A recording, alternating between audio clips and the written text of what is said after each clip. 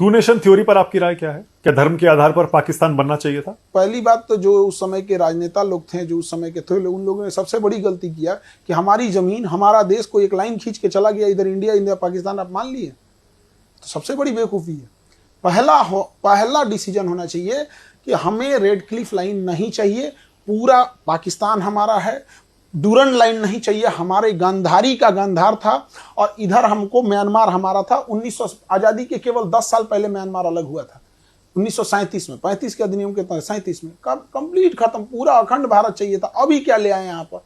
किसकी वजह से हुआ बंटवारा? उस समय जितने लोग थे सब जिम्मेदार थे, कोई एक आदमी नहीं। नहीं। लोग कहते हैं नेहरू जी की वजह से हुआ, कुछ कहते हैं गांधी की वजह से हुआ, कुछ कहते हैं जिन्ना की वजह से हुआ, एक पटेल ही थे, कुछ लोग कहते हैं।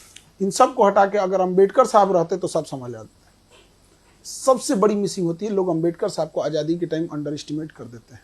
जिसने संविधान लिखा है, जिस संविधान की आप शपथ लेते हैं, उस संविधान के निर्माता को आप पूछते तक नहीं है। संविधान जब देश बनता है तो हम ये पढ़ते हैं, आप तो पैरवी करते हैं सरदार पटेल को होना चाहिए, आप एक आदमी पैरवी करता है जवाहरलाल नेहरू को होना चाहिए। हम ये पूछते हैं क्या इन दोनों से योग्य अंबेडकर साहब नहीं थे?